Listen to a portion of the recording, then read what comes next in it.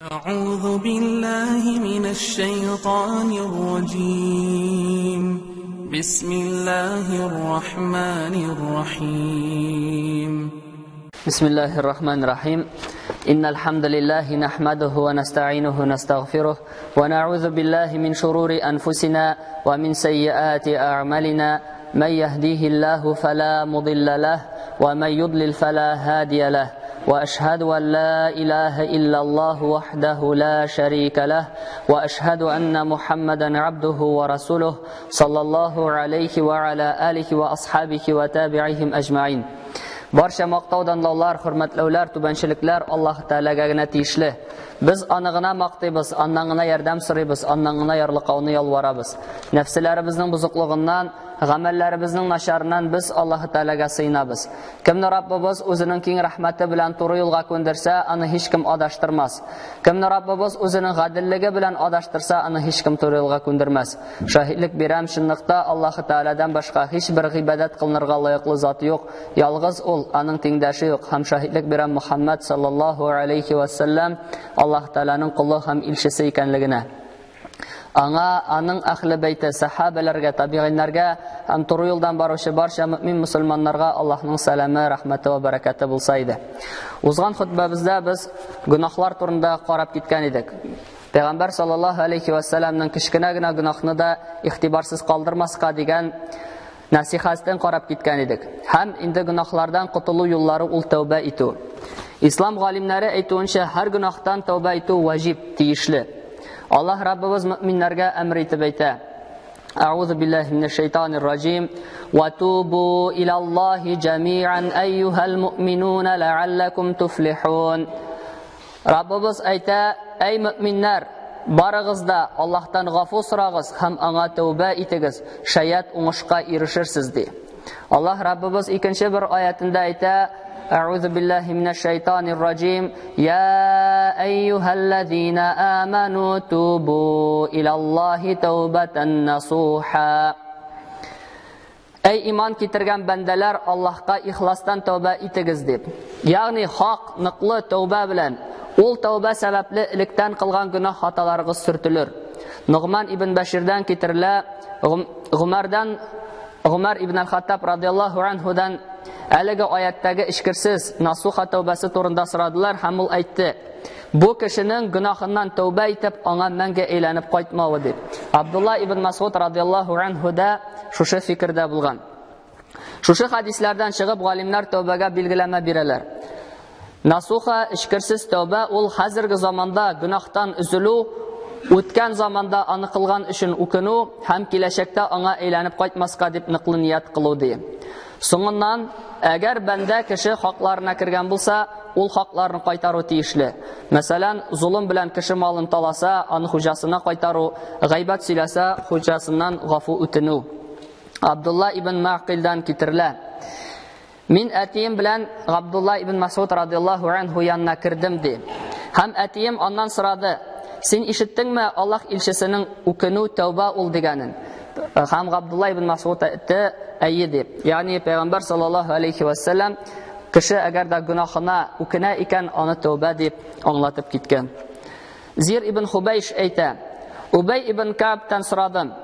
Ubay ibn Ka'b inda sahabalarning eng g'olimlarning birisi, Qur'onni yozuvchi sahaba bo'larak taniqli. Narsa ol ishkirsiz tavba deb so'radim mendan de. Hamul javob berdi: men bu to'g'rida Alloh elchisidan so'radim. Hamul aytdi: sendan ketgash, ya'ni sening tarafingdan qilingash gunoh uchun o'kinu, hozirgi zamonda o'kinib tavba qiluving, ham ul gunohga menga aylanib qaytmoving dedi.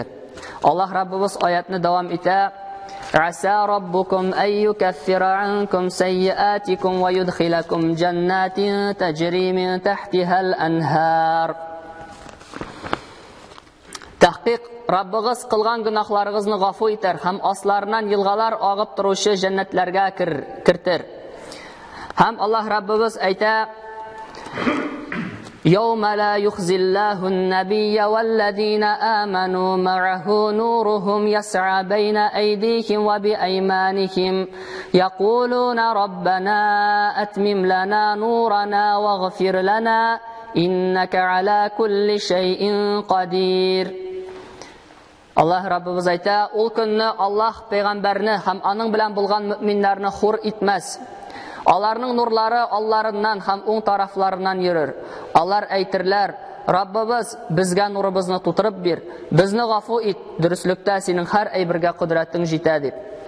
Һәм шушы аяттагы мөэминнәрнең Аллаһ Тәгаләне ялварып әйтүләрен Муҗахид, Дахак, Хасан аль-Басри кебек гыйлем әһелләре әйттеләр. Кыямәт көнендә мунафикларның нурлары сүнгәч, мөэминнәр Аллаһ Тәгаләгә шулай дип ялварырлар ди. Ягъни безнең нурыбызны сүндермә, безнең нурыбызны тутырып бир дип әйтерләр ди. Абу Зар һәм Абу ад-Дарда радиллаһу анһума әйтәләр. Пәйгамбәр саллаллаһу алейхи ва саллям әйтте ди: "Ана аввалу ман ю'зана лаху бис-суджуди яумал қиямати, ва ана аввалу ман ю'зану лаху ан юрфа'a рa'суху." Пәйгамбәр саллаллаһу алейхи ва саллям әйтте: "Кыямәт көнендә иң беренче сәҗдә кылырга миңа рөхсәт ителер, һәм иң беренче сәҗдәдән башны да күтәрү миңа рөхсәт ителер. Фа анзуру ила ма байна ядайя фа агрифу уммати мин байнал умами, ва мин халфи мисла залика, ва ан ямини мисла залика, ва ан шимали мисла залика." Һәм Расулуллаһ саллаллаһу алейхи ва саллям әйтә: "Һәм мин башымны күтәрермен һәм каршыма карармын, һәм анда өммәтемне башка өммәтләр арасыннан танып алырмын. Соңыннан артыма карармын, өммәтемне башкалар арасыннан танып карармын. Соңыннан уңга, сулга карармын һәм өммәтемне башка өммәтләр арасыннан танырмын" ди. Һәм бер кеше сорады: "Я Расулаллаһи саллаллаһу алейхи ва саллама, кайфа та'рифу умматака мин байнал умами фима байна нухин ила умматика?" Эй Аллаһ илчесе, Нух галейхиссаламнан алып синең өммәтеңә кадәр булган өммәтләр арасыннан үзеңнең өммәтеңне ничек танып алырсың дип сорадым ди. Кала: "Хум гуррун мухajjaluna min atharil wudu'i, laysa ahadun kadhalika ghayruhum."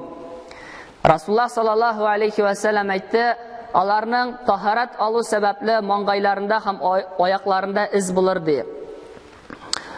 "Фа агрифуhum annahum yu'tawna kutubahum bi aymanihim."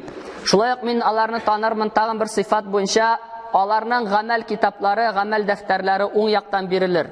Ва арифуhum бисимahum фи вуҗухихим ва агрифуhum би нурихим яс'a байна айдихим. Һәм Расулуллаһ саллаллаһу алейхи ва саллям әйтте, тагын ике сыйфатын: "Һәм мин аларны сәҗдә кылу сәбәпле маңгайларында булган изләреннән танырмын, һәм мин аларны танырмын кырларында булган нур сәбәпле" дип. Имам Ахмад китерә, Бану Кинана кабиләсеннән булган бер кешедән китерелә, ул әйтте: "Мин Аллаһ илчесе саллаллаһу алейхи ва саллям белән Мәккәне яулаган елны кырына басып намаз укыдым. Һәм Расулуллаһ саллаллаһу алейхи ва саллям шундый дуга кылды ди: Аллаһумма ла тухзини яумал қиямати. Эй Аллаһ, қиямат көнендә мине ким хур итмәсәң иде" дип. Расулуллаһ саллаллаһу алейхи ва саллям бик күп тәүбә кыла торган була. Абу Хурайра радиллаһу анһудан китерелә: "Сами'ту Расулаллаһи саллаллаһу алейхи ва саллама яқул: Валлаһи инни ла астагфируллаһа ва атубу илейхи фил яуми аксара мин 70 марратин." Абу Хурайра әйтә: "Мин Аллаһ илчесе саллаллаһу алейхи ва салламның булай дигәнен ишеттем: Аллаһ белән ант итәм, мин көненә 70-тән артык мәртәбә 70-тән артык тапкыр тәүбә истигъфар кылам" ди. Икенче бер хадисендә әйтә: "Эй бәндәләр, Аллаһ Тәгаләгә тәүбә истигъфар кылыгыз, дөреслектә мин 100-дән артык мәртәбә тәүбә истигъфар кылам" дип Пәйгамбәр саллаллаһу алейхи ва саллям сахабаларына насихат әйтә. Хадисләрдән билгеле булганча, Аллаһ Тәгалә кулының тәүбә итүенә бик сөенә. Имам Муслимның җыентыгында Анас ибн Маликтан китерелә. Пәйгамбәр саллаллаһу алейхи ва саллям әйтте: "Лаллаһу ашадду фарахан битаубати абдихи хина ятубу илейхи мин ахадикум кана рахилатуху би ардин фалатин فانفلتت منه وعليها طعامه وشرابه فأيس منها فأتى شجرة فأضطجع في ظلها قد أيس من راحلته فبينما هو كذلك إذا هو بها قائمة عنده فأخذ بحطامها ثم قال من شدة الفرح اللهم أنت عبدي وأنا ربك أخطأ من شدة الفرح. Пәйғамбар саллаллаху алейхи вассалам айта, Аллахның аның құлы тәубә иткән вакытындагы сөенүе берәрегезнең диясе белән шүлдә калып, аның диясе аннан качкан һәм соңыннан ул диясын тапкан кешенең сөенүеннән дә ныграк ди. Ул диядә шушы кешенең бөтен ризыгы китә. Бу кеше диясын табырга инде өмет үзә. Шушы хәлендә ул агач күләгәсенә барып ята. Шулай итеп ятып торганда, аның диясе аның янына килеп баса.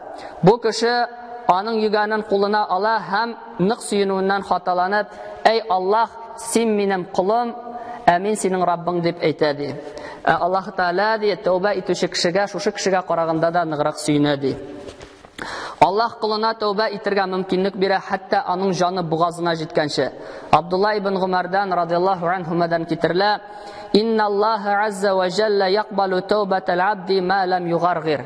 Пәйгамбәр саллаллаһу алейхи ва саллям әйтә, дөреслектә Аллаһ Таала азза ва җалла кулының тәүбәсен кабул итер, хәтта аның җаны бугазына килеп ирешкәнче ди. Ягъни инде үлеме якынлашып беткәнче ди. Аллаһ кулына тәүбә итәргә мөмкинлек бирә, хәтта кояш көнбатыштан чыкканчы. Аллаһ кайбер гөнаһлардан паклану өчен тәүбә белән бер рәттән җәзаларын да билгеләгән. Зина, хәмер эчү, хаксызга кешене зина кылуда гаепләү һәм караклык өчен. Бу дөньяда бәндә җәзасын алып, ахират газабыннан имин була. Гыймран ибн Хусайн аль-Хузаидан китерелә, Аллаһ илчесе саллаллаһу алейхи ва саллям янына Җухайна кабиләсеннән бер хатын кыз килә. Бу хатын кыз инде электән никахта була, соңыннан ул зина кыла һәм зинадан авырга уза. Һәм әйтә: "Эй Аллаһ илчесе, мин Аллаһ Тааланың шикләрен үттем, миңа җәзаны бирсәң иде" ди. Расулуллаһ саллаллаһу алейхи ва саллям шушы хатынның валиенә әйтә, бу хатынга карата мәрхәмәтле булырга ди, һәм инде бала тапкач ди, миңа килерсез ди. Һәм шушы хатын кыз инде баласын таба, имезә һәм валие белән Пәйгамбәр саллаллаһу алейхи ва саллям янына җәзасын алырга, Аллаһ Таала каршында пакланырга дип килә. Һәм Аллаһ илчесе аңа киемнәрен ныклап бәйләргә куша һәм аны раҗим кылалар. Ягъни таш белән бәрәләр һәм инде шушының сәбәпле ул инде мәңгелеккә күчә. Соңыннан Пәйгамбәр саллаллаһу алейхи ва саллям шушы хатын кызга җиназа намазы укый.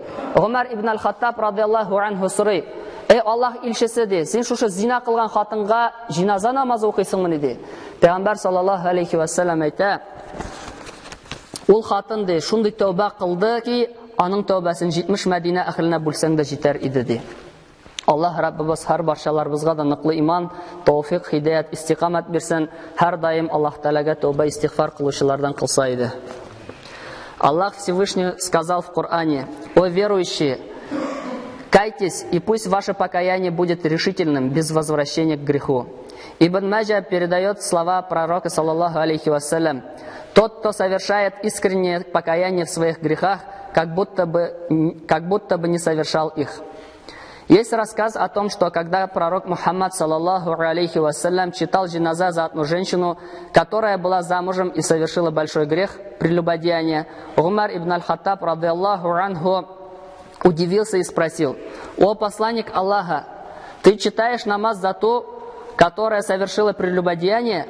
Пророк Мухаммад, саллаллаху алейхи вассалям, ответил: «Она уже сделала покаяние. И если это покаяние разделить на 70 из жителей Медины, то это покаяние распространилось бы на всех».